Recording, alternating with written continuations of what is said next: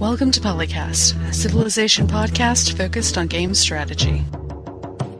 Canis Albinus, Makahlua, TheMeInTeam, MegaBearsFan.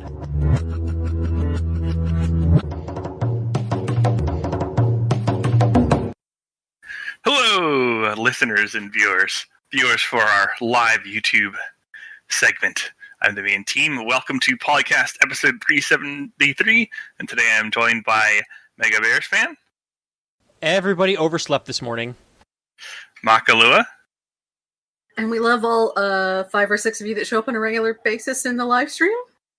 And possibly later, maybe Canis Albinus. Let's have to insert cricket noise for now. Yes, Canis may or may not be joining later on.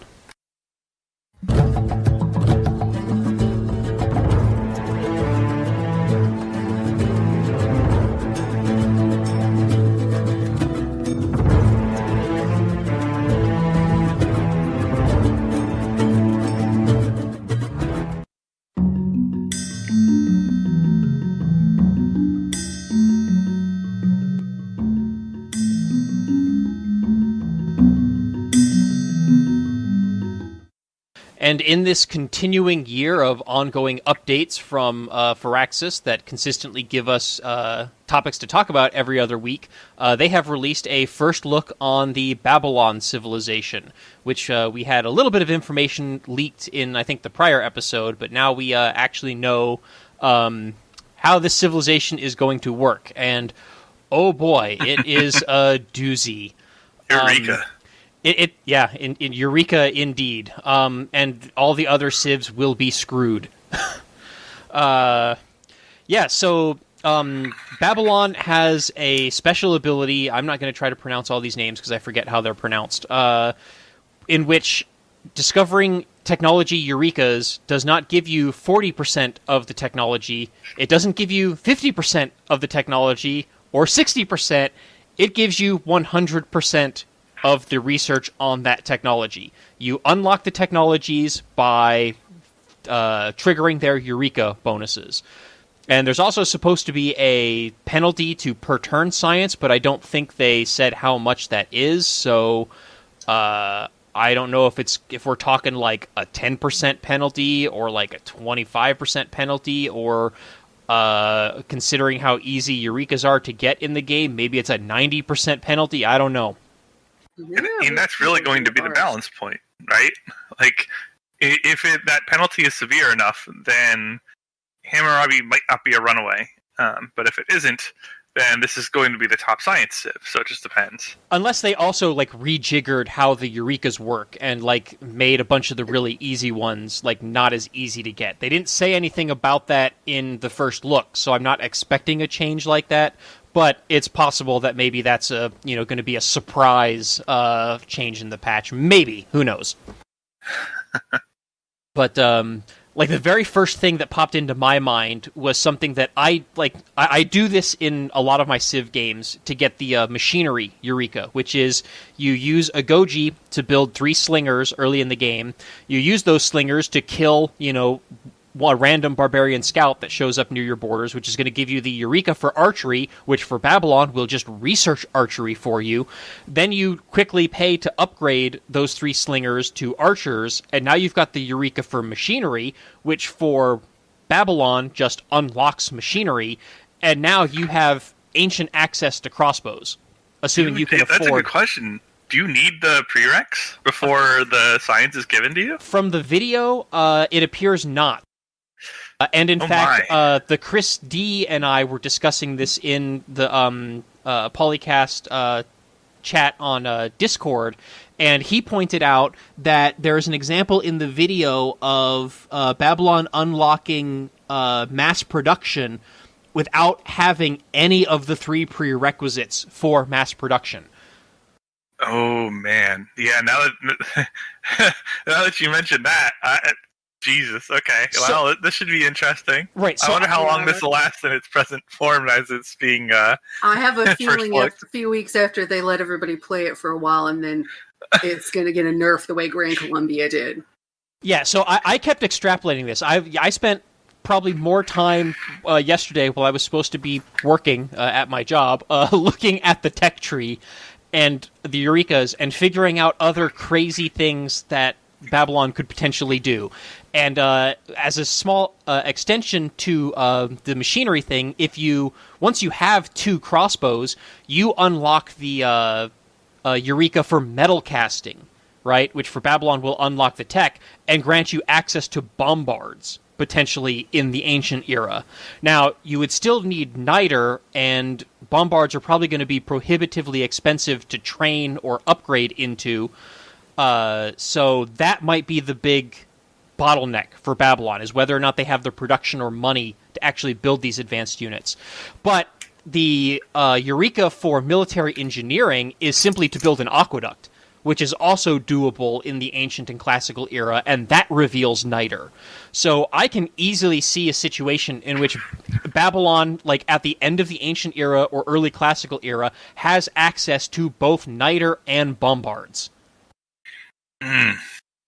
It just, like, from a multiplayer perspective, just the early access to crossbows is probably going to be oppressive. Right, indeed. The bombards on top of that is pretty brutal. But yeah, just crossbows. Like, you can take, if you have experienced crossbows, you can take, like, 60 strength cities. But you're not going to see 60 strength cities for a long time if you're getting crossbows when everyone else is, like, getting swordsmen. Yeah, the other AI cities might not even have walls yet. Yeah, but like 30, 40 strength walls are not going to do anything to concentrated crossbows, despite the penalty. Right, and a few other like notable Eurekas that Babylon could potentially get that I found is killing a unit with a spearman. Pretty easy to do, especially with barbarians enabled. Unlocks military tradition, which grants you access to pikemen, which is a non-resource medieval melee unit. Pikemen normally suck against contemporary units, but if you're having pikemen and your opponents all just have still ancient and classical eras, the pikemen's probably going to be pretty dang good. Especially if and you can get crossbow support. You can get great generals. The first great generals you unlock are your classical and medieval, so you can boost all these units with an early run on that, and you get a barracks. Not that that's going to make a big difference in this particular strategy, but that's another aspect of Babylon, is that when you make a specialty district, it gives you the first building immediately. Right, which will help towards the next Eureka that I came across, which is build 3 workshops. Unlocks industrialization. An industrial era tech. You could potentially, if you build 3 cities and put 3 industrial hubs in them, the first one will give you a workshop for free, so you only have to hard build 2 workshops then at that point. You have industrialism, potentially in the beginning of the medieval era. Which is pretty crazy, and that's going to unlock access to coal and power plants and all that stuff. Oh, and then, as I talked about earlier, you can potentially get niter early. If you actually mine a source of niter, that will unlock the rifling Eureka, which will give you access to rangers, potentially, in the ancient or classical era. Again, I don't know if you're going to have enough production or gold to build or upgrade into that. That might be the big bottleneck, but you can get that without even getting skirmishers. I guess you would have skirmishers because you needed the machinery and crossbows to get there. So the districts themselves are classical, at least, so they wouldn't get this ancient, but this is still way earlier than you could normally get it. Right. Yeah, but I think the production cost on a lot of these things is another thing that's going to keep it in check, along with the reduced tech weight. Because just because you have the tech for riflemen and you know where the niter is, doesn't mean you can just insta-build a bunch of riflemen. People are going to chop them out, though, and it doesn't take that many units that are like 2 eras in front to destabilize the game. Right. 2 more that I saw. One was kill a unit with a knight, unlocks the military science Eureka, which grants cavalry. So you're looking at potentially having medieval cavalry. And the last one is build 2 harbors. Easy to do in the ancient classical era. Unlocks cartography and allows crossing oceans and caravels. So eat your heart outs, Maori and Norway, because Babylon's going to be sailing across the oceans and colonizing those other continents right there alongside you. So don't play on Terra so they don't get a fun advantage. But yeah, I expect the biggest bottlenecks for Babylon, as I've said a few times, are going to be production and money. If you don't have the production and the economy to actually build this stuff, you could actually screw yourself over royally. Because for units that do not have resource requirements, when you unlock the more advanced unit, you cannot build the earlier unit anymore. Which means if you do, get military tradition super early because you killed one enemy unit, potentially a barbarian, with a spearman, you can't build spearmen anymore. You have to build pikemen. And if you mine that that one niter that you find, and you unlock rifling and then have access to build rangers, you cannot build scouts or skirmishers anymore. You have to hard build rangers, which at this point in the game with your low production is probably going to take 50 turns. Although those particular examples aren't as bad, as people don't generally favor making skirmishers or spearmen in normal games. No, but a ranger in like the medieval era would be a damn powerful unit. Oh, for sure. I'm just saying, like, you're in those particular examples, what you're giving up isn't that much of a risk because you're probably not building many of those lower tier units anyway. Whereas, like, if you unlock the upgrade from swordsman too early, well, that's a problem now. Well, or even probably want some. Or even crossbows, right? If you do get that machinery Eureka too early, you lose access to being able to build archers, right? And if you can only afford to upgrade one crossbowman, I mean, that's going to be good, but, that guy still could be focus fired to death, and now you can't build or train any more archers, and it's going to be really expensive to train more crossbows. The crossbows aren't that bad. You could probably chop some of them out. Perhaps, but again, once you do that, you don't have any more forest left to chop. So again, if you do lose that unit, replacing it is going to be very expensive. Well, sure, but if you're rolling up on people with like 4 crossbows and a great general, like there's no way they're killing that stuff with classical stuff earlier. Well, highly unlikely. But some unique units might be able to, but like normally no. But if you can only afford like one crossbow, right, then it is going to be vulnerable. Yeah. And if you lose you just put it in a city or your encampment, and then they can't do crap to that crossbow. Like that crossbow will be killing something like all the time. Yeah, they won't be able to hit it. Right. True. And your city strength is crossbows aren't the strongest things in melee, but your city strength is still going to be fine with this route. Right. And then the other big economic hang-up is going to be district cost scaling, because the cost of districts scale up with your progress through the tech and civic tree. So if you're getting a crap ton of advanced technology, I don't know if the cost of the technologies affects it. I think it's just the number of technologies. But in any case, if you're jumping ahead and getting a bunch of advanced technologies from 1, 2, or 3 eras ahead because of these Eurekas, the cost of districts is going to start scaling up pretty high for Babylon, and it might suddenly become very difficult and expensive to get some of these districts out.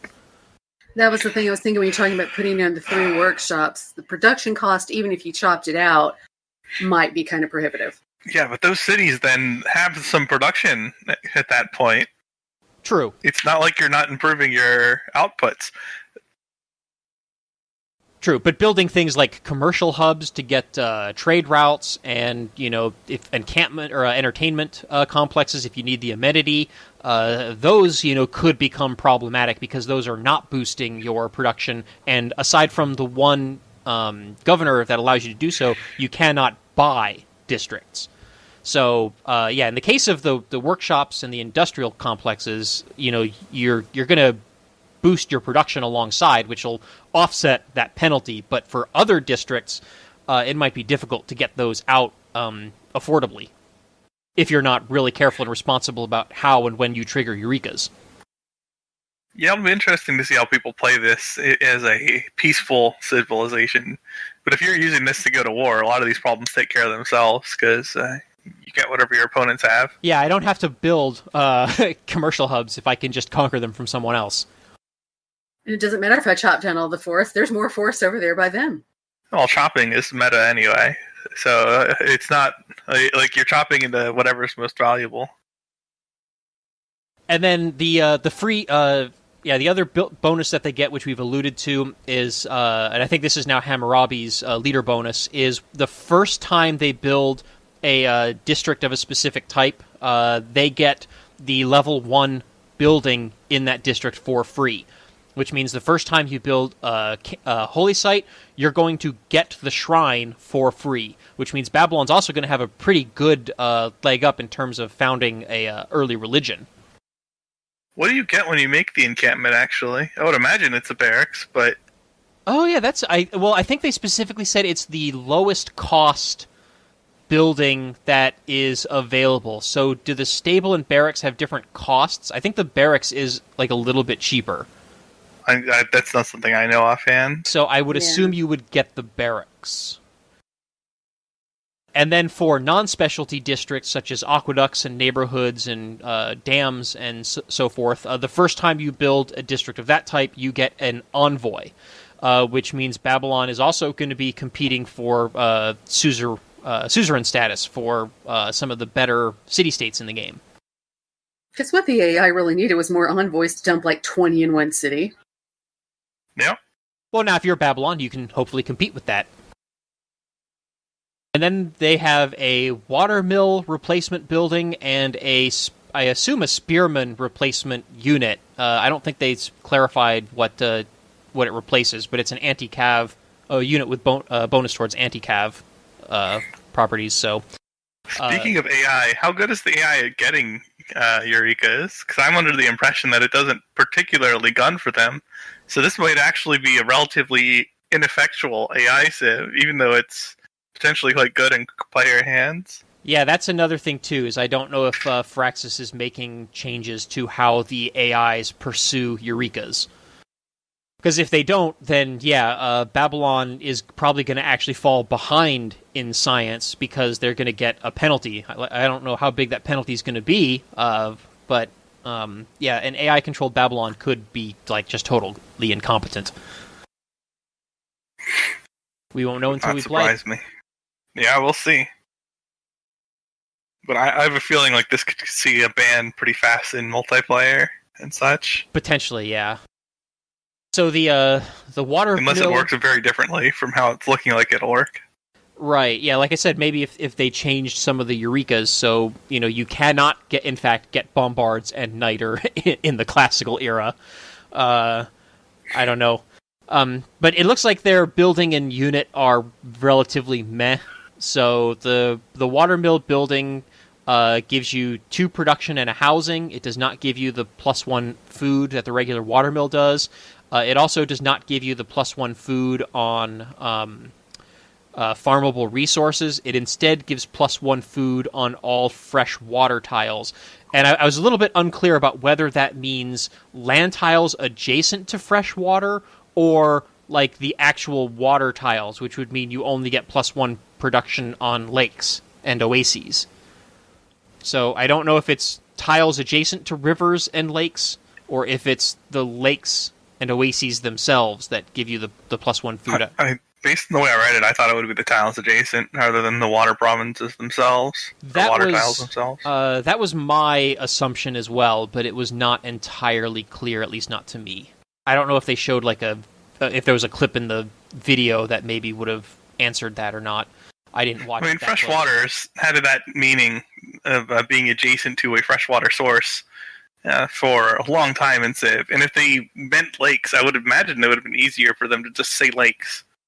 Yeah, I'm assuming that that's the case. But it's not just lakes. It would also be oases, and there's some natural wonders that are freshwater sources. So, yeah, I guess. Yeah, I'm assuming that what you are saying is the way that it works, but I was not 100% sure. So, potentially this watermill might actually give you less food than the regular watermill, depending on... I think it's still a good trade, though, because of the housing. You're usually gated on housing rather than food. And you're getting a bonus production, which is nice. Yeah, trading food for production, as long as you're not food starved, is pretty solid. So yeah, if you're on like a coastal city that's adjacent to like one river tile, right, or one river that instantly just drains into the coast, you're getting 1 food from this building. So, not super great in that case. But if you're along like a snaky river, you're potentially getting like 5, 6, maybe 10 or more food total. Probably not, because you're probably not going to work those. Yeah, but this makes sense, especially when you talk about the snaky rivers and stuff like that, because actual Babylon in the Fertile Crescent, now that I think about that, that kind of makes sense for it to work like that. Right. Yeah. And then, they've got a better spearman unit. I think it said it's a plus 17 bonus against cavalry units instead of plus 10. I don't know if their base strength is higher. And the other benefits that they get is they have 3 movement and 3 sight, which means that it will actually be like a decent, scouting and reconnaissance unit, and you might actually be able to like chase down some of those enemy cavalry units in order to surround and kill them. Which is one of the big problems with the anti-cav unit line, is that they just can't keep up with the cavalry units. Yeah. So unless it'll suck to be weak against melee, but having a unit like that with extra movement might be worth anyway. At least one of them for the scouting would be useful. Yeah, station them along enemy borders and, get an extra tile of observation on their unit movements and stuff like that until they, yell at you to move your troops from their border. Just passing through. Right, exactly. And they'll probably be good as barbarian hunters with the extra movement, though you might want to bring, 2 or 3 of them along so that... Because, I don't know if they're going to be effective at killing barbarian spearmen if they don't have any other combat bonuses against melee units. But they'll certainly get to those barbarian outposts quickly. And they'll be able to keep up with the barbarian scouts. So if the scout shows up at your borders, this unit will actually be able to, move along with it and potentially catch up to it and kill it before it gets back to the outpost. The usual screening strategy will be a little easier. Yeah, true. But again, what's going to be weird is you might only ever be able to build one of these, because you build one, and then you use it to kill a barbarian unit, and then suddenly you've unlocked pikemen. So, this might be the least used unique unit in the entire game. Assuming that these Eurekas haven't changed, or that there's something about how Babylon's unique ability works that we are not privy to. Although you'll probably build more of them then if you're anticipating being able to upgrade them into pikes super early. Yeah, you'd want to just pop out, adopt the policy that gives you the bonus towards them and just pop out a bunch of them real quick and then deploy them into the field once you have a number of them. Don't just build one and then... But if you're on the defensive, then that's going to be a problem, because you're going to build one and you're going to need to use it right away. And then suddenly you're not going to be able to build more because you are stuck having to build pikemen. Now, the video didn't say anything about inspirations, did it? And applying on that side of things? It specifically talked about technology and Eurekas, so I'm assuming that they do not get civics for free. That's interesting. So they're still going to have to develop culture, normally like any other civ. Yeah. So you still have to research to get this around and pound more easily. But even the first look video, talked about some crazy, powerful strategies with Babylon. For instance, they talked about building the Great Library, which gives you the Eureka for every ancient and classical technology. Instant tech tree fill out. So, you just instantly get catapulted into the medieval era, and then on top of that, you get a Eureka every time another civ gets a great scientist. Alright, so who's going to get salty in the weekend games when they're playing as Babylon and someone else rushes this out? Beats them by one turn. Play Babylon, oh no. The Great Library might be the best wonder for a specific civ in the game now for Babylon. It's like when you see... Yeah, it's like when you see those tier lists, and normally the Great Library is a few years tier down, but with Babylon it's S tier. It's like S++. Yeah. I mean, I'm struggling to think of another wonder that is as good for any specific civilization as the Great Library is for Babylon. Yeah, I don't think there's anything with that level of, Dan would love this, synergy in Civ's history. The closest I can think of would be maybe the pyramids for China. But like even that... Yeah. I mean, that's a thing, but it's not... it's not giving you all the classical text. Right, and the thing is, the Great Library is giving all this stuff to Babylon for free, right? Like with the pyramids you and have China... to build the wonder. That is a cost. It's just way undercosted compared to what you're getting. But compared to, like, say, the Great Pyramids with China, you still have to build all those builders to get all those extra charges, you know? So there's a continual investment. You're comparing hammers to science there. And you can make a comparison in value between those, but you're just getting so much more science, most likely. Right, but aside from the wonder itself, Babylon hammers. does not have to make any continued investment to continue reaping the rewards from this, whereas other civs typically do have to make continued investment to get benefits from wonders. Yeah, although to be fair, you are probably not going to stop making builders very soon. If you're making pyramids as China, no, you're probably still getting value out of that for a long time. It's just not as much value. Yeah, right. I'm not saying there was no value. Just I still don't like, you know, if the pyramids or again, if the Great Library for Babylon is like an S++, then the pyramids for China is maybe just like an S+. Yeah. And then, yeah, what else do we got? They also talk about, like, you can get Eurekas from spies and from level 2 research alliances. So, yeah, if you're playing against Babylon, do not let them have a level 2 research alliance. Go ahead and do the level 1, because that just gives you straight research yield, which will be nerfed for Babylon, so you get disproportionate reward from that. But once that gets up to level 2, cancel it or do not renew it, because you don't want to be giving Babylon even more free Eurekas than they are going to be getting on their own. Unless it's a struggle bus AI, in which case it's probably fine. Yeah, if Babylon does in fact suck as an AI and they're falling behind because that research penalty is really high, again, we don't know how high it's going to be, then yeah, I guess it's fine. And you also get lots of Eurekas from great scientists. So, yeah, the it might not even matter how bad the research penalty is. Like, Babylon, I can easily foresee Babylon getting almost every tech in the game just from Eurekas. Yeah, maybe. Like, if someone beats you to Great Library, though, like, it's not trivial to get every Eureka, and some of them are normally inconvenient to the point where you would hard tech anyway. Yeah, that's true. But those ones you might get from goody huts or scientists or, you know, research agreements. So, like, eventually if you have everything else, that stuff's just going to get backfilled by something later on down the line anyway. Yeah. Although if you haven't invested much in direct science, then that could take a long time, depending. Perhaps, yeah. We won't know until we've, you know, played with the Civ. And, yeah, I feel like user versus user play is going to be very different from user versus AI play. Well, that's true anyway, to be fair. Yeah. Right, but, like, especially so. In a game, primary target. AI Babylon, I can get to you later. Because we also haven't seen really in practice whether Babylon's going to have a peacemaking disposition or a warlike one. You know, are they going to come after you with the tech advantage, or are they going to sit there and go, "Wee tech"?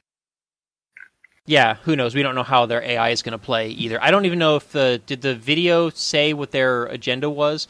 I think I saw a tweet from Ed Beach, like the day after the video came out, where he did say what the agenda was, but I forgot what it is. So check Ed Beach's Twitter if you're curious what Hammurabi's leader agenda is. Science funding? He has not been aggressive in previous civs. I don't know if that's useful for this one, though. Yeah, I was thinking that, but I was, you know, it's been a while since Babylon's been into, you know, play with, so. Let's see. So moving on from Babylon, the other news we got this week is they talked about, I think, a new game mode as well. Something to do with mythological heroes. I did not see much about this. I don't think either of you two did either. So the only thing I really saw about that was the video that Potato McWhiskey did. where he's looked at a few of them and looked at their stats and the things they can do. And I should have written down myself some notes about that, but there was one in particular. Yeah, we're gonna have to have a time when I've watched the video fresh in my head. But there are some ones on there that look like they could be really overpowered, but they're heroes. They're supposed to be, and it's interesting because you have them when you get them initially and you use them up, but you can buy them back again with faith, I think is how it works. So it's like resummoning them in a sense. And once you've gotten a hero in yourself, like if you picked Hercules, you're the only one who ever gets Hercules. So it's like it eliminates that from the pool of heroes the way it eliminates a great person, but then you can like a reusable great person maybe is a way to look at it. So would you say it's maybe kind of like a halfway in between a great person and a governor, maybe? Where the governor can be like kicked out of a city, but then you just wait a few turns and you get them back. No. They're in a sense like that, yes, but it's a literal physical unit that goes around, and some do not have attacks. They have bonuses to like armies or cities effects that you want to use, but they're not combat units. On the other hand, some of them are, because I think they showed in the video literally King Arthur. There's also Beowulf. Beowulf, nice. Yeah. So it looks like an interesting mode to play with. It give you spice up things a little bit. I wonder if they have any of the existing leaders like as hero characters in the game where they appear if that leader does not show up in the game. Like, for example, someone like Gilgamesh. Oh. Yeah, I don't think they said on that one. That could be cool. Although, probably not, because I think Civ 5 did that with city-states, where they had some city-states that were cities of civilizations, and if that civilization wasn't in the game, then it allowed that city-state to appear in the game. But I don't think Civ 6 does that with city-states. I think whenever they've added a civilization who previously had been represented by a city-state, they remove that city-state from the game and replace it with a different city-state that has a different suzerain bonus, I think. Yeah, because we know they've taken Babylon off the list, basically, because now they're a Civ. Right. And I'm not going to go into a new game that doesn't have Babylon, and suddenly Babylon's a city-state again. Right, and I kind of wish they would have kept that in, because I thought that was kind of a neat little feature, added a little bit more variety to the game, in the case of Civ 5. So I was disappointed that they stopped doing that in Civ 6. So I would not expect them to do that with the heroes, but who knows, maybe.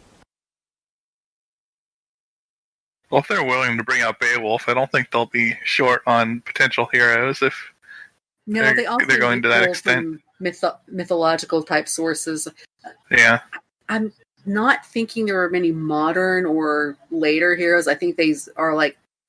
I don't know. You got like Paul Bunyan, I guess. Johnny Appleseed. I don't know. Just pulling from the American repertoire.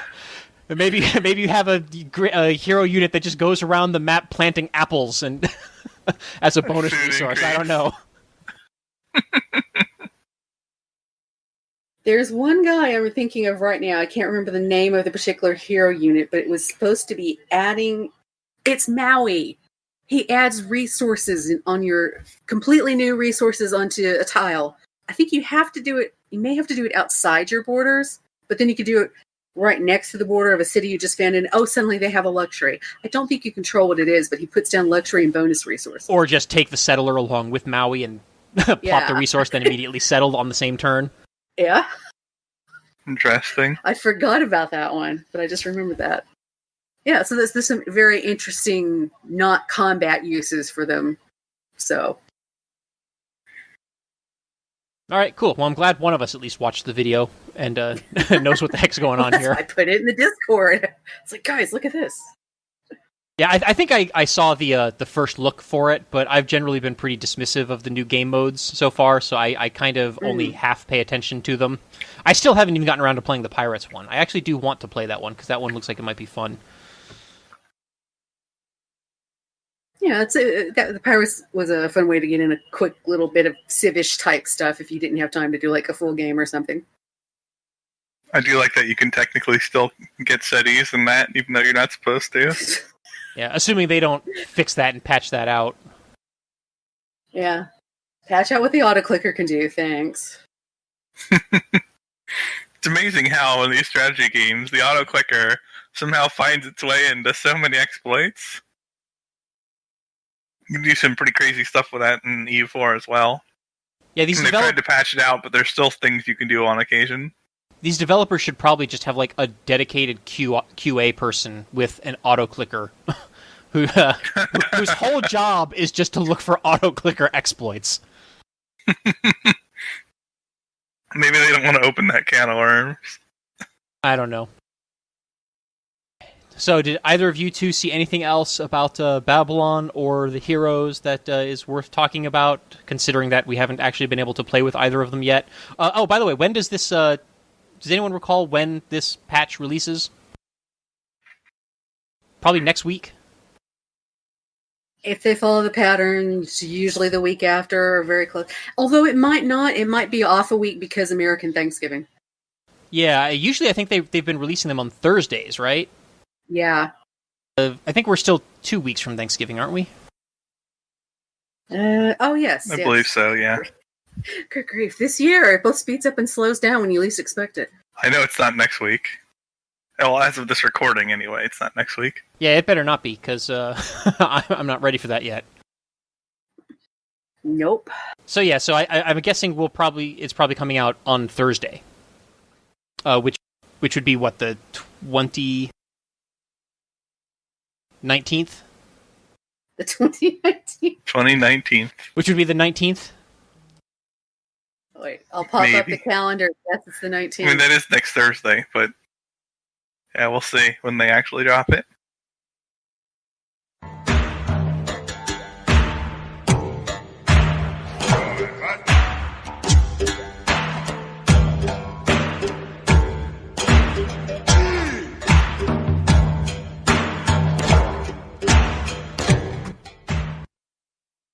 Well, if you want to talk about very fine details in the game, there was this username is it's a bunch of H's.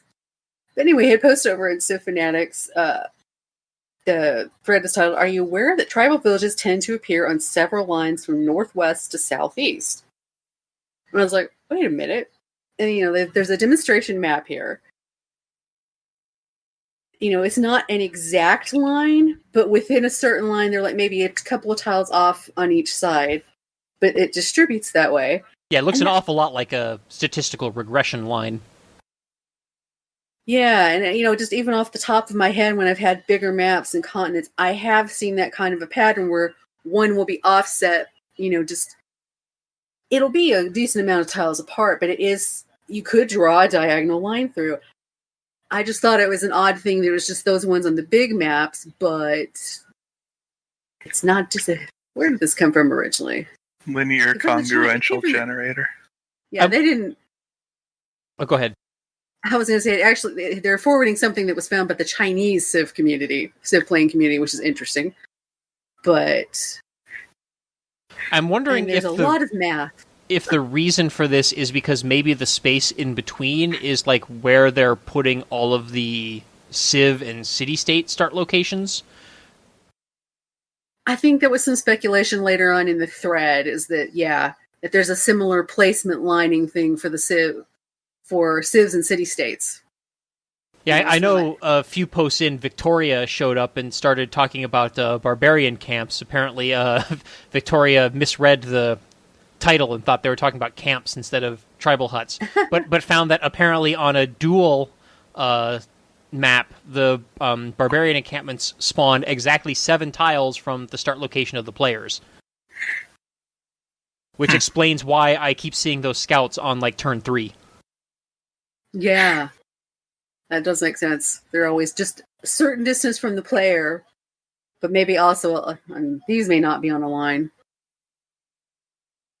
Go further down in here. So, yeah, apparently the strategy then for finding more goodie huts is going to be to find one and then just go northwest and southeast from there, and that's where all the others will be. Just kind of zigzag back and forth, I guess, because they are off by like a few tiles. But from the screenshot, it doesn't look like... It looks like they're all within about 3 or 4 tiles from that line. I see like maybe 1 or two outliers.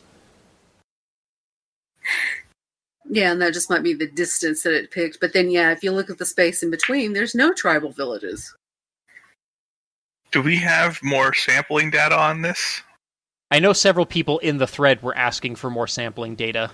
Because, yeah, it could just be that this person found just a crazy coincidence, like for whatever reason the random number generator, happened to favor those locations. I don't know how many tests they did. Yeah, because you could skip that if you knew for sure what algorithm Firaxis is using. Well, I don't know that we have confirmation of that either. I think somebody did find it. Yeah, they dug into it and found it was a specific type of a... Okay, all right. It's post number 12, posted by user Kwame, that links to a Wikipedia article about linear congruential generators, which I do not know anything about because it's been 15 years since I've taken a statistics class, and we did not cover those in the statistics class that I took. So I don't know exactly how that works, but there's a Wikipedia article about it. I don't know if either you two read it. Well, I see Kwame's post, but where do we see that we know that this is the Firaxis is what they're actually using? I think Kwame is speculating that that's what they're using. I don't know if anyone's actually gone into the code, because I don't think we have the source code yet, because Firaxis has said in the past they're not going to release it for Civ 6, unfortunately.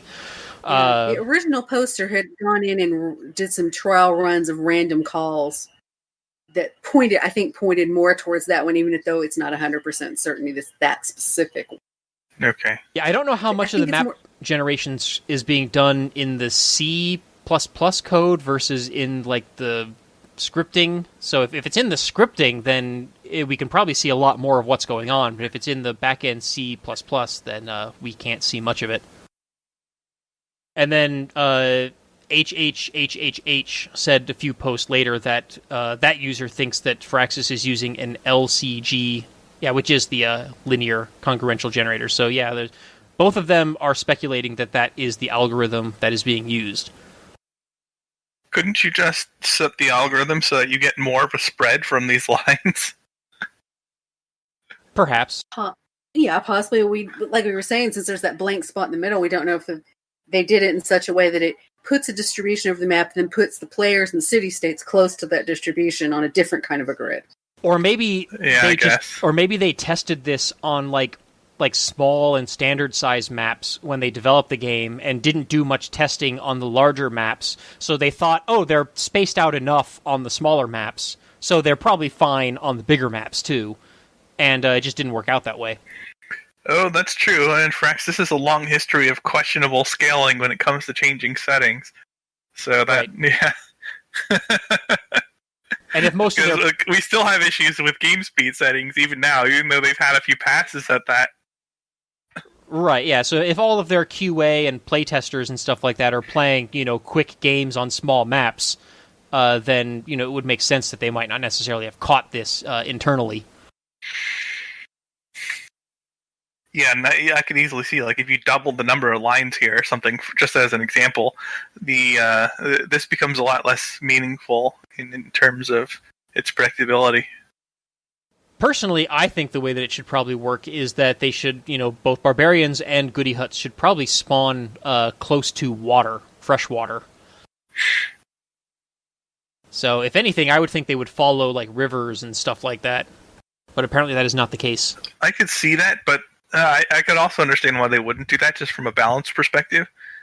Because fresh water is already a desirable thing, so further skewing in favor of people who happen to spawn near it might not be the best. Yeah, and the whole point of them is to reward exploration, including exploring into that giant, inhospitable-looking desert. So... Yeah. I'm not to the Arctic, apparently, because there are goody huts pretty far north and south. Especially considering that the Arctic regions on Civ maps are disproportionately large because the map is a cylinder instead of a globe. There is a lot of Arctic tundra to explore in these games. Yeah, it's always fun when you get that one tile island or one hex island that's trapped in the ice and they're literally at the top of the map or bottom of the map, and you're like, is that literally the North and South Pole? Which, it's Santa's workshop, of course, which you can't get to until global warming happens. I mean, if you can survive there in Ram World, why not in Civ? Yeah, good luck surviving in Ice Sheetist Tribal and RimWorld. You can do it if you're like one of the most knowledgeable players in the game. Maybe. Sometimes you can pull it off. No, it was a short thread, but it was interesting to see that there is somewhat of a pattern, and then people got into the math. Yeah, it wouldn't surprise me to see an update on this, just to make it a little bit less predictable now that this is known. But I doubt we'll be seeing that anytime soon. Probably not this patch, at least. Yeah, because there's no telling if they mess with that, what else it could bork up. Yeah. It's kind of, if it ain't broke, don't fix it. And again, this is not something high priority in my mind, at least. And again, it might only be a problem on the larger maps, because if those lines are closer together on the smaller maps, then there's not going to be as big of a space in between. Yeah, you would not even be able to recognize in game which line you're on if they're close enough to each other, or if there's enough lines, so to speak. But interesting for now. You go northwest to southeast. Okay. Alright, so next thread. AIs not conquering each other kills this game for me. By Krajan. I don't know. It's not like it never happens, right? But it's true that the AI is not very effectual at conquering each other. I feel like that's been a problem. I don't know about a problem. That might not be. That's too strong a word. That's kind of been a thing since the introduction of 1 unit per tile. That like the AI still conquers each other, but not to the frequency or threatening extent that it used to with stacks. I think they're really great about starting wars and taking off a city or two or something like that, but they don't always get the kind of follow through that a human player would. My experience with the Civ 6 has been that this would probably, and to be clear though, I don't have as much of a problem with this as the posters on this thread do. So either I'm not seeing it or it's just not bothering me as much because I like pacifist building gameplay. But anyway, the two big problems with Civ 6's design that I see with this is one, walls, which we'll get to later, and this thread eventually does degrade into complaining about walls, which we talk about on this show a lot. But the second one is that I found from my personal experience playing the game that the AIs basically stop building new units after like the classical or medieval era. And if they lose those units in early wars, they rarely, if ever, bother to replace them. So the AIs will fight these early wars, and then they throw all of their units at enemy walls, which then promptly destroy those units because the AI is very bad at sieging cities, and walls are overpowered, which we'll get to later, I'm sure.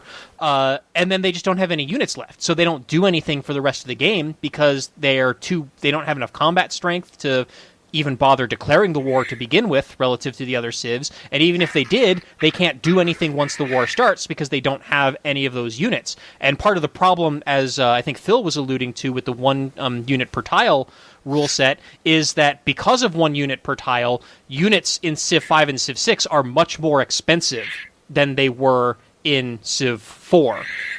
Well, also you get less force multiplier. If you have one nation that's prepared more than the other, you can only send so many units at the enemy at a given tech level, no matter what. So you can't just overwhelm somebody with numbers. And that was one of the AI's go-tos, because it doesn't do tactical movement very well, but it can do, let's concentrate all of our stuff here and just destroy the defenders the AI much more knew easily. How to build a doom stack and roll it through your territory. Yeah, the AI is... And even if that was bad play in Civ 4, it was still threatening to other AI and threatening to unprepared players. And of course, in Civ 4, if you did not have a sizable garrison in that city, the enemy army would literally just walk in and take it because the cities with no losses even. Yeah, the cities did not defend themselves. And to me, that is the bigger criticism, even more so than walls in general, is just the defender is given huge advantages in Civ 5 and Civ 6. Yep. Just, it's kind of crazy how little investment you need to defend yourself versus attacking yourself.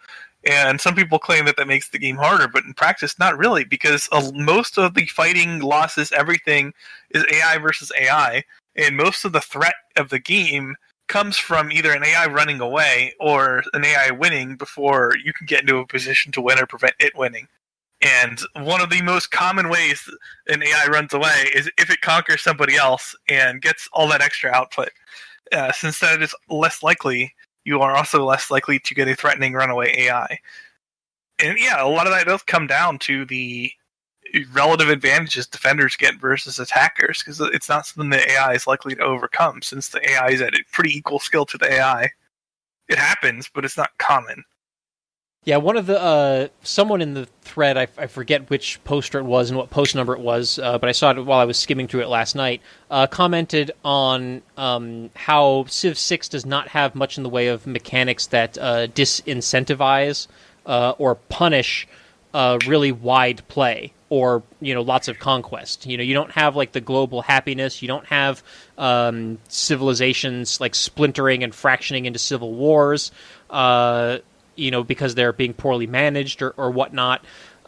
So aside from loyalty, which is, easily dealt with as long as you're, building up your population and not, overextending too much, there's not much that's stopping someone from just steamrolling over other civilizations, which means that you are more likely to get that runaway unless Firaxis made the AIs a little bit more passive. I think that threat of the runaway is useful, though. Yeah, I don't know if it depends on whether or not Firaxis saw that as desirable. Did they want there to be one or two large AI runaways, or did they want all of the civs to kind of stay in the game longer when they were programming the AI? I don't know what that design goal was. Yeah, I don't either. I do think there needs to be at least some risk of losing at a player's skill level. Now, you can adjust that with difficulty to some degree. So, you can always, given the game's rule set, you can always increase the AI's strength or decrease it within some limits, right? Like, if you're good enough to win reliably on deity, there's not a whole lot you can do to make it harder other than self-imposed challenges or mods.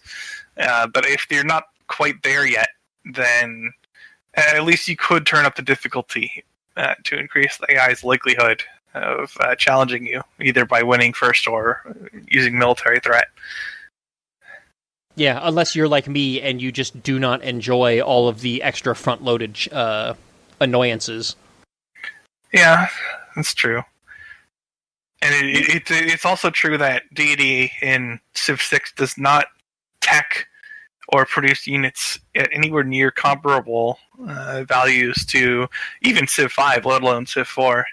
Right, like I said, if the AIs are getting all their units killed early in the game and then aren't replacing those units later on in the game, then it doesn't matter what difficulty setting you're on, as long as you can get through their city walls, you're going to have an easy time conquering them. No matter how big late game you can, even if you're an era behind, in the late game you can take out walls. Yeah, with enough units. Well, just with artillery and balloons, they can't shoot back. And battleships. And eventually you get very experienced units that get put into armies, and that is more than enough to beat stuff in air in front. Because the AI does not reliably make corps and armies, and it certainly doesn't control them well tactically. So if you have a couple armies boosted by, like a couple artillery armies boosted by a great general, you can pretty much delete a unit or two every turn, even if it's like mech infantry and stuff. Right, and as you said, with the artillery and especially with the balloon, you're attacking from outside the range of the city, which means if the other civ does not have units, they literally cannot do anything to stop you from just walking in and taking that city. Yeah, and you have so much speed in the late game that even standard infantry units can very trivially move from outside the city's range and hit the city and take it. Yeah, and definitely defenses are down. And definitely a tank or a helicopter if you've got those. Yeah, but like Great General plus the policy card for moving when you start in your own territory, which counts even cities you just conquered. The following turn, you'll still get that. Right. It's very easy to have 4 or 5 movement on standard infantry, and because of the way roads and railroads work in the late game with the movements, it's very easy, very, very easy to get even standard melee units into cities from outside their range, like consistently. And I think the aggression from the AI also gets influenced by the agendas they pick up. Because some of them will make them want to go to war, but some of them make them want to make peace. And it's not like we had the traits in Civ 4 and stuff, so you could kind of tell who would go to war more likely than not. But it's not quite the same here. I mean, the usual suspects, like you expect Monty to go to, you expect Shaka, but you don't necessarily but they can also play a peaceful game. It just depends. Well, and even with Montezuma and Shaka, like, I still see the same trend that I pointed out earlier holding, which is one of two things is going to happen. They're either going to overwhelm the opponent and then become a runaway, or they're going to get smacked back and then be completely out of the game for the rest of the game because they lost all their military units and then don't build any more. Yeah, because I've seen that multiplayer with the AIs, because I can go in and attack them, and then even if I only get a couple of cities out of it, it's enough of a blow to them, and then they don't build back their military. Like, I'll see it still sitting in the double digit, and I've already built back, like, they'll still be sitting at, like, 90-something, which is not many units, really. That could just be a handful of scouts or something. Yeah, after early game, that's nothing. Yeah. And then I'm up at, like, 300 or 400 coming back in, and it's like, and they're dead. Because even if you give them the full 20 turns, I replaced the few things I lost, but they could be doing this. Well, to be fair, the AI does not know I'm about to come back to get them, so they go back to normal AI business, which is improve my city. But you kind of think having an aggressive neighbor would make you build more units. Even then, though, like, I think even more so than the AI's unit production, which could be increased, if both AIs are increasing production, they're not going to beat each other because of how favored the defender is in Civ 6. It is city walls, but it isn't just walls. It's the walls plus encampment combo firing. It's the massive vision advantage that the defender has. It's the mobility advantage, because it's much easier to use roads and that type of infrastructure as the defender than the attacker. And it's the ability to position units that can hit the enemy that can't be hit back until they best the city, which has units blocking it. It's very difficult against equal skill tech to do anything as the attacker. And there's also the bottleneck of just not being able to get all of your units to the front line where they can do something because of 1 unit per tile and terrain restrictions. Yeah, at any moment, even with relatively friendly terrain, the defender is going to have a pretty hefty advantage in the total number of units that can hit the attacker versus vice versa. On top of the city and the encampment each getting a ranged attack of their own, the number of defending units capable of attacking is going to be greater. Yeah.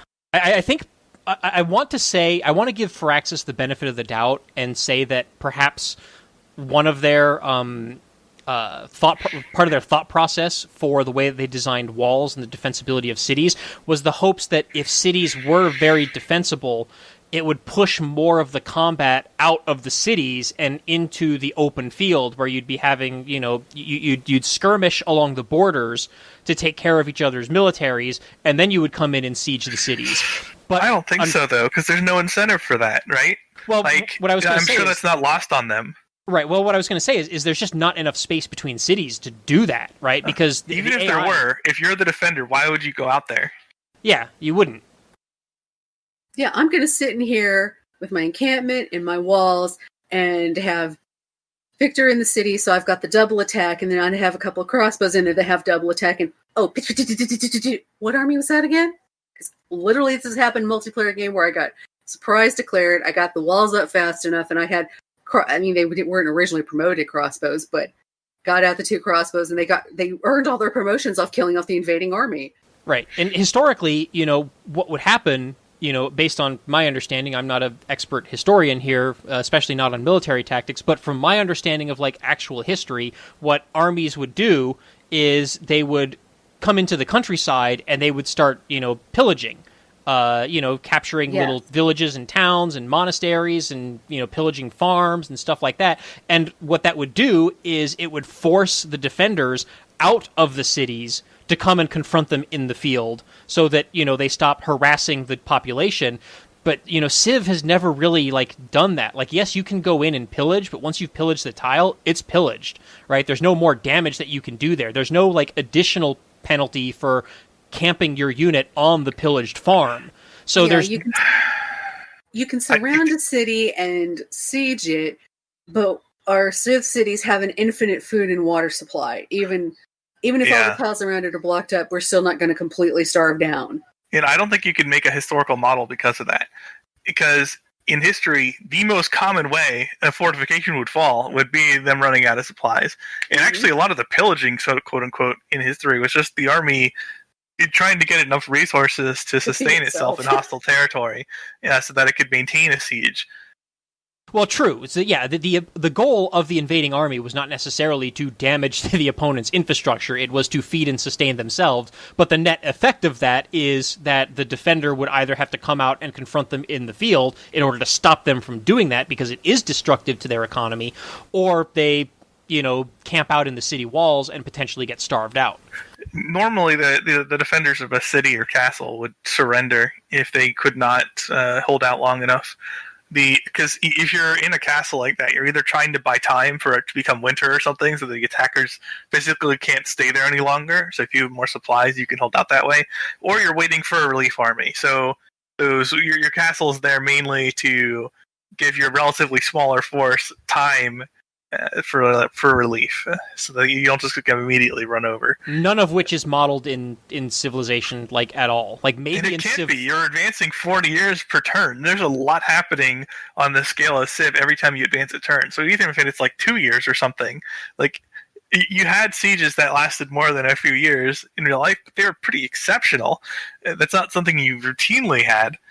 So it would be very difficult to model historical sieges in the context of a Civ game, especially because the way this works changes throughout the eras, right? You can't really have the same mechanics for a World War II scenario as you did for a high medieval scenario when it comes to fortifications against attacking armies. Those are very different military scenarios. So I don't know. Yeah, and when you can model this kind of thing as something because you play Hearts of Iron, and it's a focus on a small period in history, and you're sometimes going day by day. Then you can model this stuff out, but Civ is far more abstracted. Yeah. Yeah, it's a hard problem to solve. I think the best you can do is have the offense-defense balance be something where defending yourself takes more of an investment. Yeah, and I've said that all along. And walls are a part of that equation, but they are only a part of that equation. There's more to it than just the walls thing. Yeah, I'm a firm believer that defenders should need to have garrison units. The cities, I'm okay with the cities having a bombardment, to slow down the advancing army. But if you don't put a garrison in that city, it should fall easily. Yeah, I do think right now, for sure, having to invest in an army to defend yourself was something that was required historically, and that certainly could be modeled in the game. It was modeled in previous civs. And I'm okay, like you said, with the defender having some kind of advantage. In fact, that's even preferable, because then you need to make a significant risk to attack somebody successfully.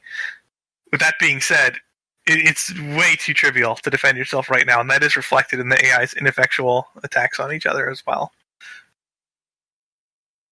And that makes it easy for the player to defend himself as well. There's no real threat because you need so little. Yeah, in order to capture cities in Civ 6, you have to plan out what you're going. You have to have a plan of attack, right? And then you have to execute on that plan of attack. And that's the thing where the AI just totally falls on its face. Is they are very bad at managing. They're bad at tactical movement in general, but specifically in terms of city sieges, they're even worse. Yeah, and you just need so little resources invested to defend a full-on AI attack on a city.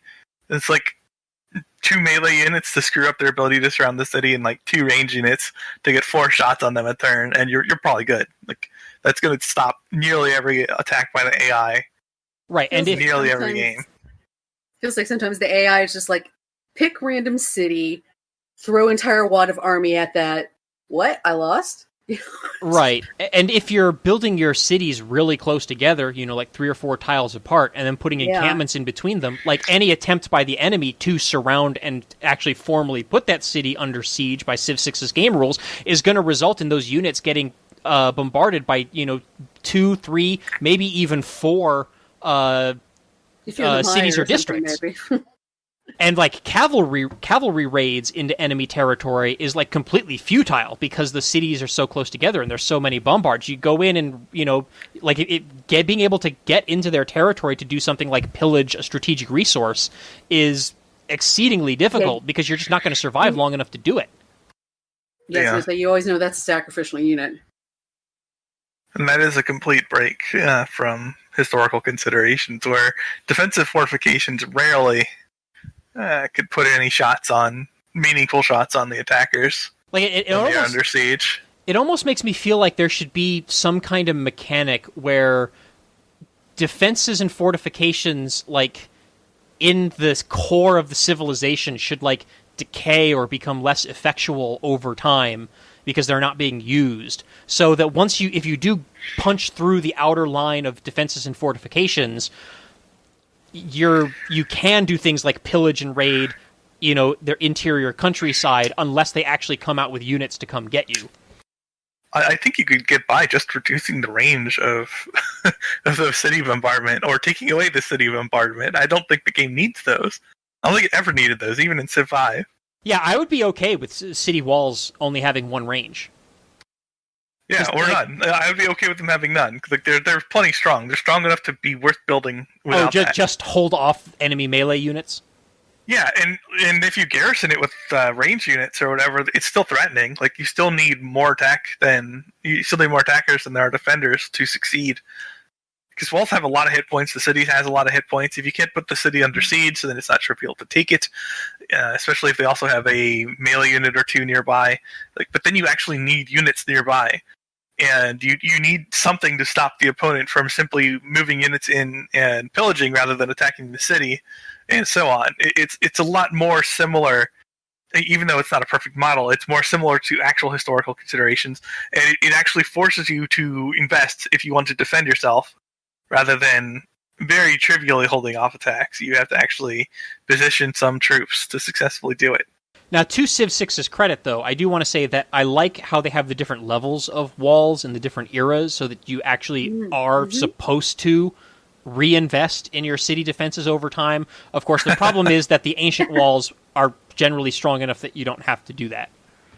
Yeah, and the city's strength scaling with units rather than your defensive upgrades is also something that makes the ancient walls sufficient.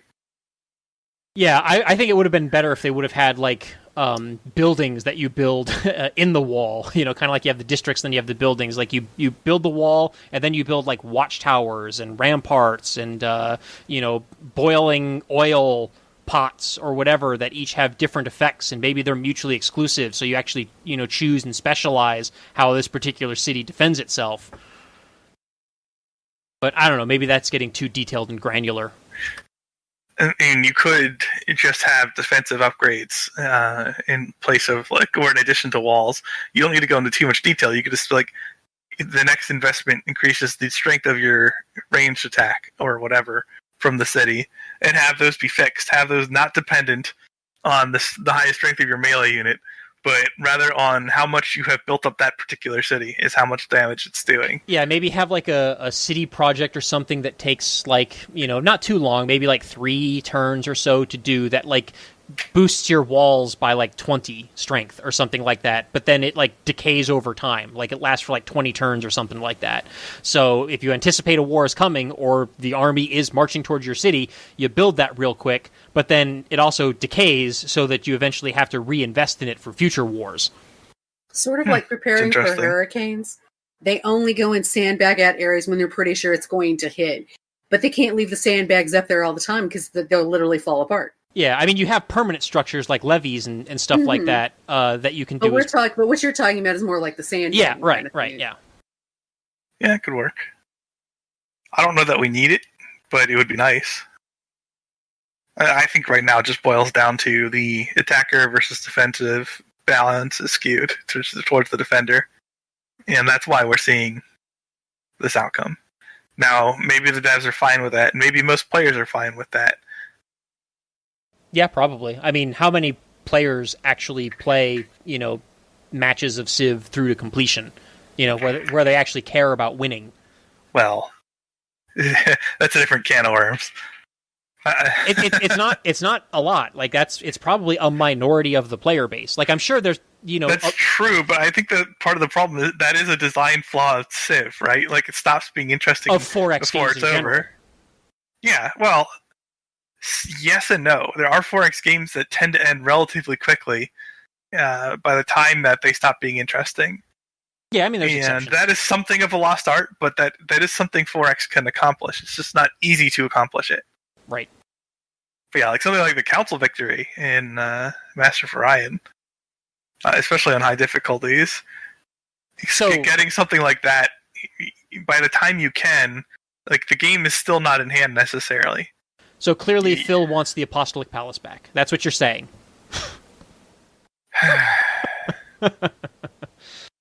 Man, this feels like I just made like a solid political policy argument, and I just got like slapped by like you hate children or something in response. No, I do not want the Apostolic Palace back. At least not in its Civ 4 form. You can bring it back. You don't have to make it the same wonder.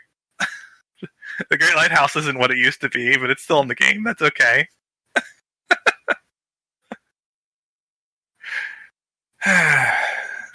Anything else in the thread that you think is interesting or worth discussing? I don't know that I want to single something out at this stage of the discussion on it, but do you see anything? No, nothing specific other than just, hey, I wish like Vassals were back. Yeah, I mean that's a little different of a topic, but that'd be cool, yes. Instead of completely killing off the AI, why can't they be our vassals? No peace vassals, though, please. Just oh God, yeah, no, not that one. I would probably rather see the Apostolic Palace back than peace vassals, and that's saying a lot. There is one post, it's currently the last post from user Queg, Quuueg, that says people should stop slobbering over the DLC that they pump out, and that AI is tough to implement, and they should, basically put more investment into that. To that, I do want to say that the New Frontiers patches, I think, have all come with AI improvements, and I think some of the early ones actually were noticeable, substantial AI improvements. So it is not the case that they are completely neglecting improvements to core gameplay in order to pump out the DLC. They are doing both. Maybe you can still argue that the split between the two is not where you would like it to be. But to their credit, the AI has been getting better. Yeah, gradually. If anything's being neglected, it's the UI, but I'm not going to get started on that again at this point. Oh, we need an $80 expansion for that. I don't know that they can do it. Yeah, UI would be tough because a lot of things would need. You need there are people out there who can do it, but I don't know that they have somebody on staff, and that's true for a lot of game companies, not just for Axis. Well, there's also the big issue of the game is also on consoles, so. You can design. Sure, but that doesn't preclude console-specific things and PC-specific inputs. True, you could very easily. But it is that much options. more work. Yeah, okay, but I mean, if you're going to bring it to consoles, then you should make it a seamless experience in console. If you're going to put it on PC, then your UI should make it relatively seamless to play it on PC, and that's not really true in either case. And that's just like the UI has been an area of neglect since after Civ 4. It even had some problems in Civ 4, but it was pretty good in Civ 4 compared to most other strategy games. Yeah, Civ 4 was probably the peak of Civ UI. Still not perfect, but as good as it got. Yeah, I think it's unquestionably the best UI in any Civ, and that it's not even close. How much better it was than Civ 5 or 6. But it's not like this is a lost art. It's just that most games I've played in the last 10 years or so, they don't seem to have people on staff who are knowledgeable in making UI that is both clear and concise and minimizes the number of player inputs to accomplish things.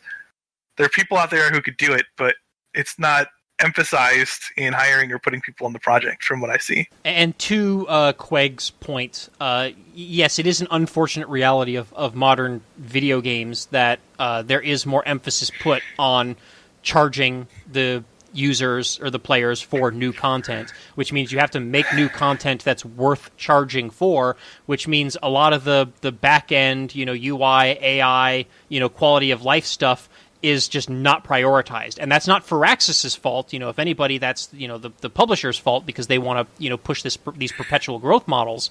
But it does mean that in these regards, the games do suffer.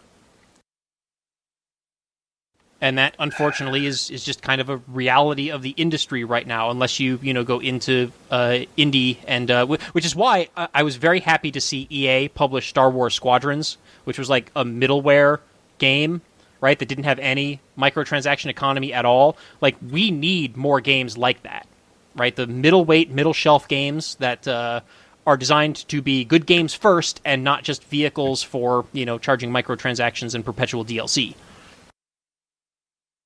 I think the market itself, us as consumers, also, like, we set the floor in terms of how bad these things can be, and I'm often frustrated by what other players are happy with.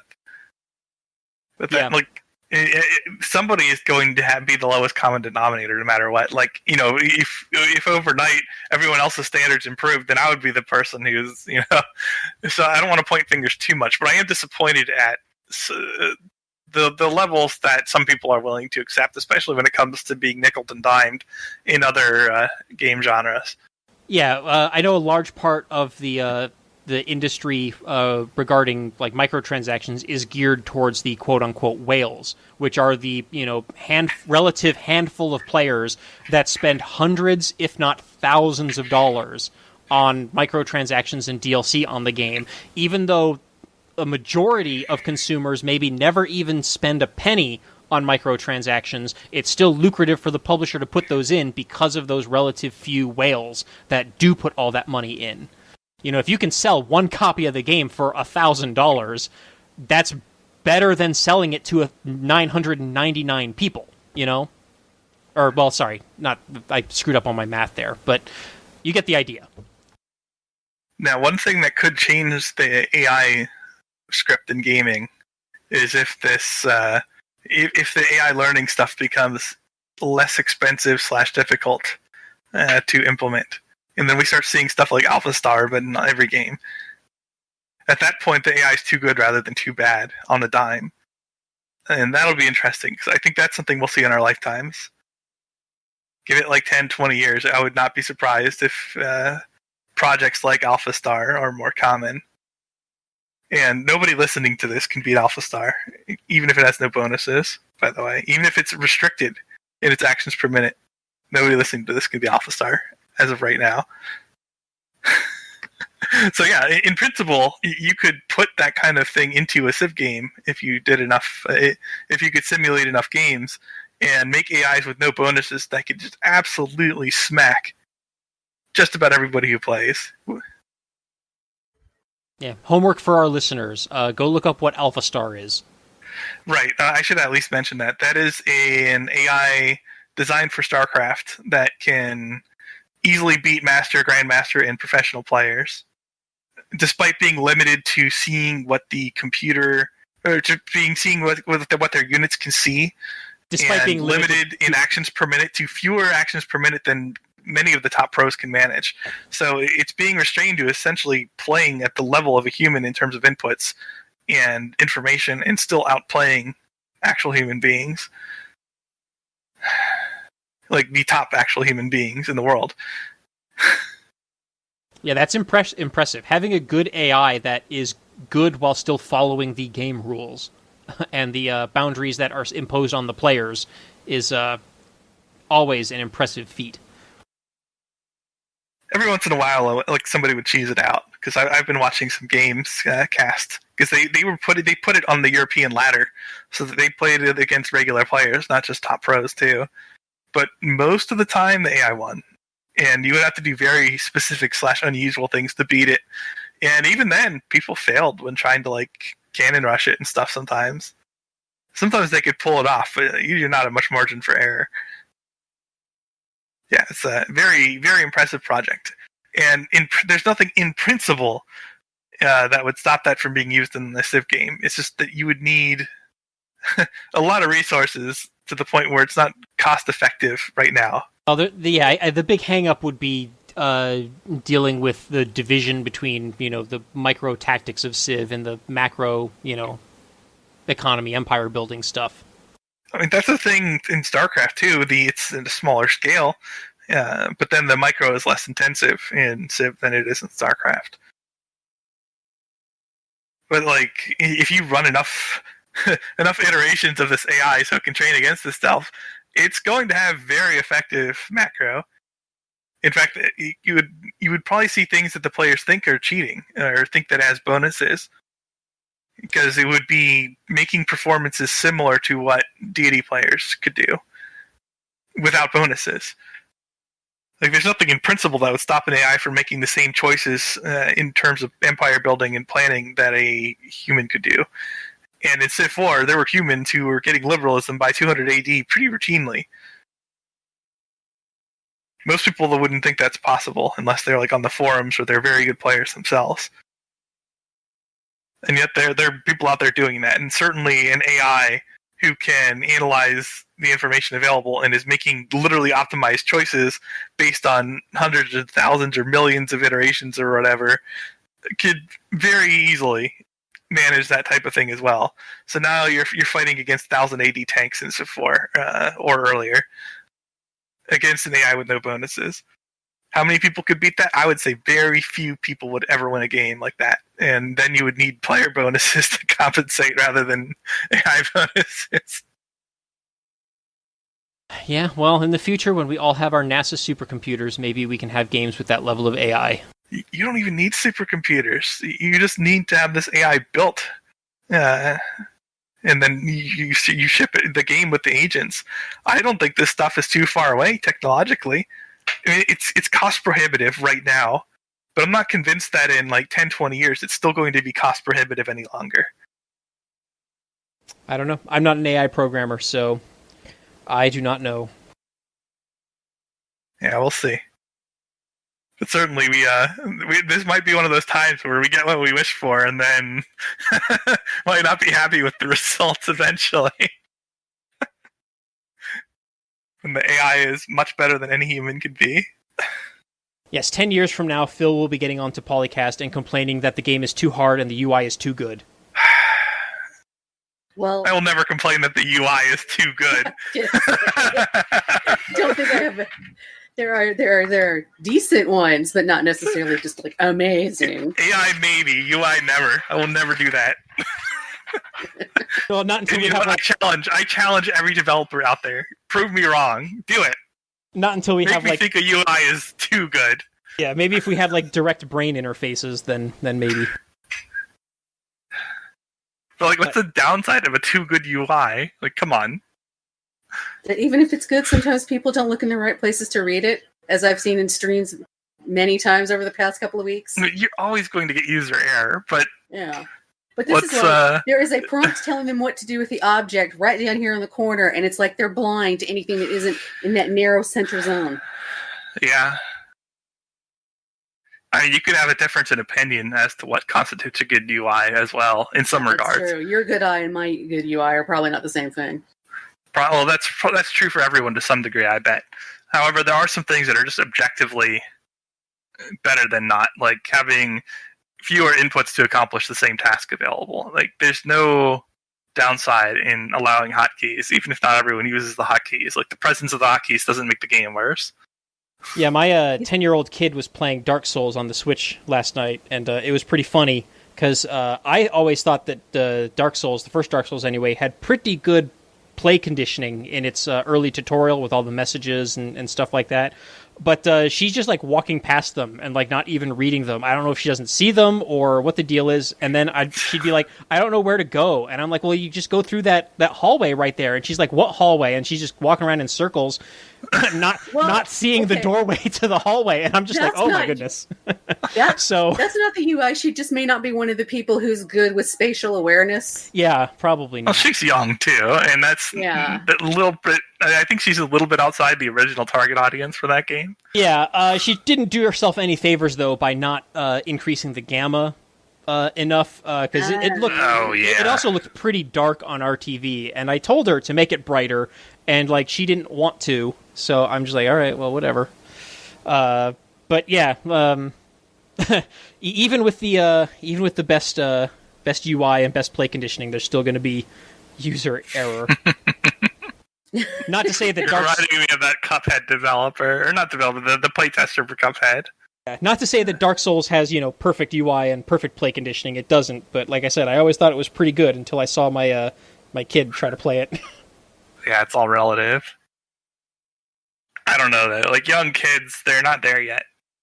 Like there's a reason they're still young. Like we pick up on new control schemes and things just because we've been exposed to so many control schemes over the years that we kind of have a expectation, and the way they develop feeds into that expectation. If you look at 90s games, there's like, I don't know how many different ways to give you your front, when things are blah, blah, to go front, left, right, back, that kind of thing. I mean, it's been standardized to WASD, but that's not what it was for a long time. It could be the other side of the keyboard. It could be the arrow keys. It could be on the number pad. It was originally the arrow keys. I lived through that era after all, as did you. And we played awful. Those games. It was awful. It depends on the game. Even back then, there's some... I think some of the good UIs from the 90s are more impressive than today, because the conventions were less so. And because of the limited resources, they had to be really selective with how they implemented some of these things. That's why I still compliment games like Warlords 2, made in the early 90s. Excellent UI for the time, and it's still good UI by most of today's standards. And that's close to 30 years ago now. Kind of don't want to admit that, but whatever. Like, a lot of the stuff isn't new conceptually. They just don't put it in the new game sometimes for whatever reason. But some modern games do. Some modern games have great UI. It's not common, but it happens. Yeah, it's probably, a lot more the case of a publisher giving a strict deadline, so you gotta follow the conventions so you can put it in as quickly as possible so that you can make those deadlines and release the game on time, even though it probably could have used another 3 to 6 months of tuning and balancing and playtesting. But again, that's just the state of the modern industry. Is it's big business corporations are doing all this stuff now. I also think that most companies, they might be correct in this. They don't invest in the expertise for UI compared to other things. Well, you look at they get somebody who can do it, but they don't prioritize it. Certainly not to the degree of graphics. Well, you look at a publisher like EA that'll buy out a smaller studio that made like a hit niche game like Visceral Studios did with Dead Space, and then they just run them through a meat grinder, right? Like they take all their creative ideas and make them just make sequel after sequel after sequel, and it has to have multiplayer, and now it has to have microtransactions and all this stuff, and then eventually they make a flop, and then they just close down the studio. Or alternatively, they hire a bunch of people to develop a game, to go through crunch, and then the game releases, and they lay everybody off. So I hope none of that sort of stuff is happening at Firaxis, but I know that a lot of the big publishers do those sorts of things, and it's a damn shame. And it I know from having worked at a large corporation where we had a merger with another company, and there were new layoffs happening like every 6 months over the course of 2 years. It is hard to work when you feel like you have the sword of Damocles hanging over your head, right, the entire time. It is stressful, and it really does, hurt your creativity and your output. Yeah, I can certainly see it. But we should probably wrap this up. This is half PolyCast, half gaming chatcast, but that's okay.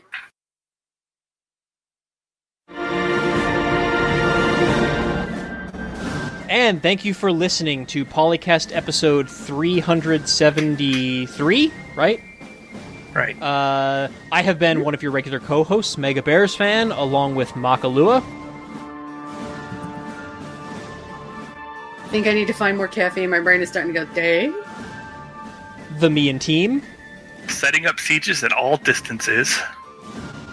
And I hope everybody took our advice last time and voted.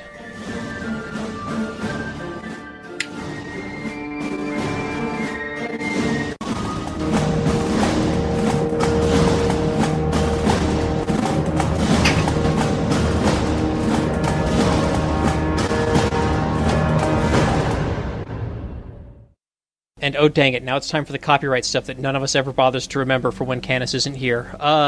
Civ 3, 4, 5, and 6 sound clips, copyright Take-Two Interactive, copyright the PolyCast at thepolycast.net. Yeah, that sounded good, right? Better than I could do.